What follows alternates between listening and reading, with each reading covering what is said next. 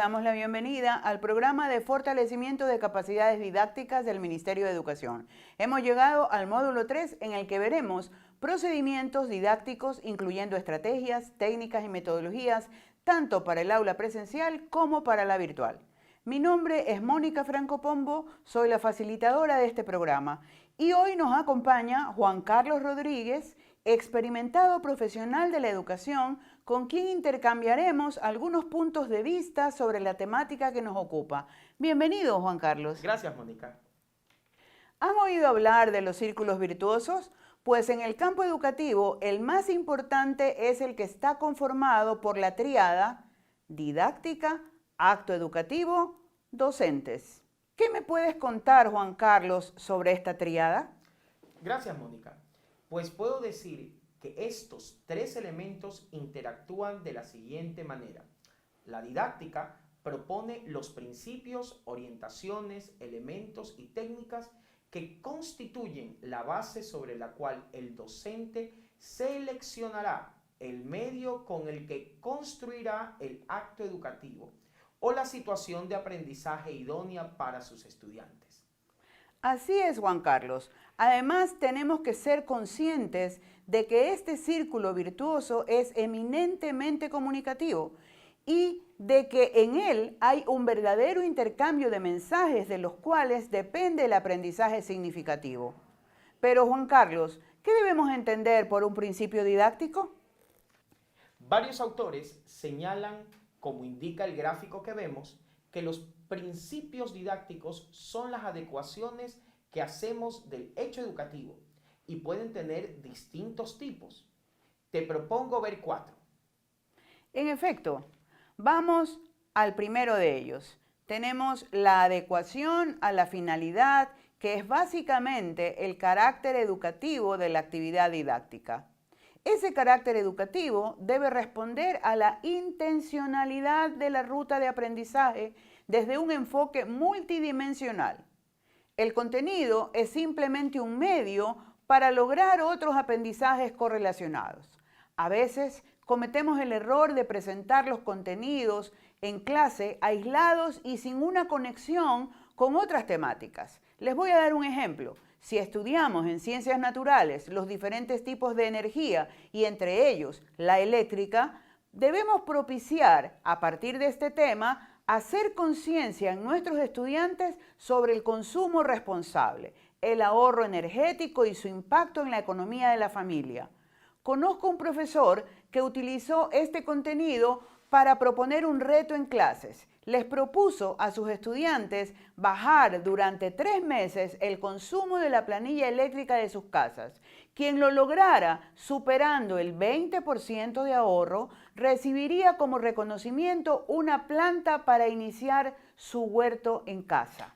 La actividad fue todo un éxito. ¿Qué te parece, Juan Carlos? ¿Qué opinas de esta iniciativa del profesor? Pues que no solo logró incentivar a sus alumnos, sino que mejoró sustancialmente la economía familiar, inculcó un principio ambiental de consumo responsable y además inició el huerto familiar. Mejor, imposible. Pero ¿qué pasa cuando la adecuación debe hacerse considerando al alumno? Esta adecuación se refiere a considerar el desarrollo cognitivo de los estudiantes de acuerdo a su edad, procesos identitarios y rasgos psicológicos, situaciones previas de aprendizaje para lograr promover un aprendizaje significativo. Te pongo un ejemplo. Cuando comenzamos en los años de bachillerato a estudiar filosofía, deberíamos hacerlo partiendo de varias premisas. Nuestro grupo de estudiantes ha llegado a la adolescencia y por lo tanto tienen mayor capacidad de abstracción. Es por naturaleza la etapa de la vida en la que somos aún más cuestionadores que en estadios previos de desarrollo. Se ha afianzado nociones importantes como ser, amor, materia, esencia, entre otras. Entonces, la mayoría del grupo estaría listo para poder conocer a los grandes pensadores y construir un análisis desde su propia experiencia. Eso sí, incentivándolos a buscar sus respuestas personales. Libros como El arte de amar de Eric Fromm, El mundo de Sofía de Jostein Gaarden son ideales para ser usados en esta etapa. Mónica, ¿me podrías dar un ejemplo del área del lenguaje? Claro, Juan Carlos. En el área del lenguaje siempre he planteado la inclusión de dinámicas de creación de cuentos cortos antes de centrarnos en el estudio de la oración, por ejemplo. De esa forma, los estudiantes crean sus relatos y es mucho más significativo para ellos descubrir que la narración no es otra cosa que la composición de muchas oraciones. En ella seguramente encontraremos un personaje acerca de quién se escribe, sobre el que el alumno descubrirá que recibe el nombre de sustantivo y también el de sujeto. El suceso o la acción central del cuento contendrá un verbo y comenzará a saber que esa acción es parte del predicado de las oraciones. Y así podría seguir con cada uno de sus elementos. Queda claro lo que es la adecuación al alumno. Piensen ustedes en ejemplos de cómo adecuarían sus contenidos a su grupo de estudiantes. También tenemos, Juan Carlos, la necesaria adecuación al contexto, tomando en cuenta el entorno natural, sociocultural y familiar del estudiante que inciden en el proceso de enseñanza y aprendizaje. Por supuesto, esto es claro, por ejemplo, cuando tenemos temas como el conocimiento de problemas matemáticos. A veces los presentamos como temas alejados de la realidad sin utilidad práctica, cuando más sencillo sería aprender los sistemas de medición, sugiriéndole a los chicos que hagan una receta de una torta en la que tengan que convertir de gramos a mililitros o calculando con su mamá cuánta tela debe comprar para hacer un pantalón. En ambos casos existen involucradas una serie de operaciones que serán muy útiles en clase.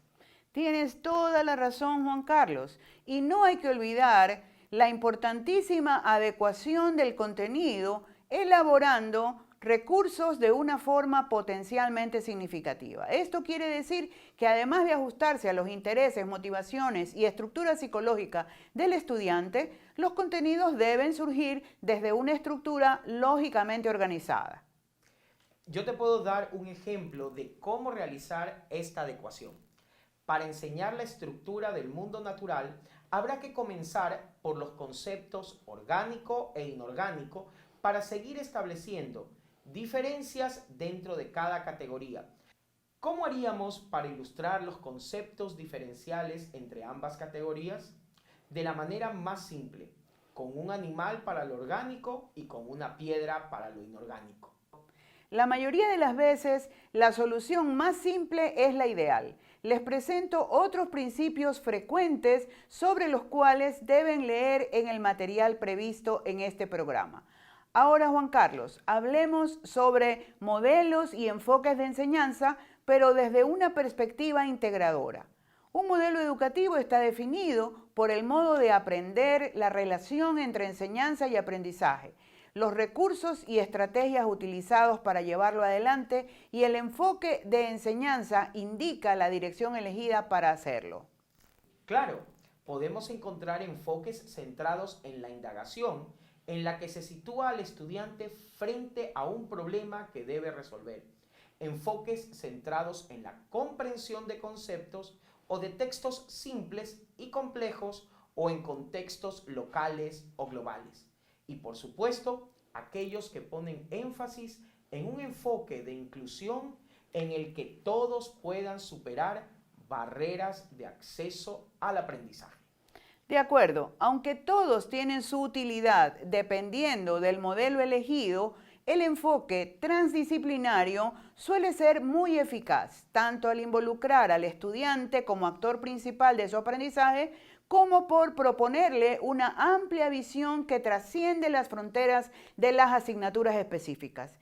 Este enfoque se utiliza generalmente para realizar proyectos que incluyen varias materias o ámbitos de estudios. A propósito, por ejemplo, de un evento como el Mundial de Fútbol y desde el enfoque de la transdisciplinariedad, un proyecto interesante es el que puede plantear ubicar en el mapa mundi todos los equipos participantes, estudiar las características de cada uno, demografía, historia, relaciones comerciales, etc.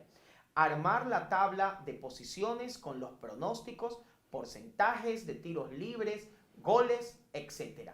Destacar valores como el trabajo en equipo, entre otras muchas estrategias para involucrar contenido de geografía, historia, economía, matemáticas, ciencias naturales, educación en valores, por mencionar algunas asignaturas. Como verán, las alternativas son múltiples. Dejamos a ustedes un material disponible en el repositorio de este programa para que ustedes puedan aprender aún más sobre los distintos principios, estrategias, modelos y enfoques que pueden poner en práctica para su labor docente.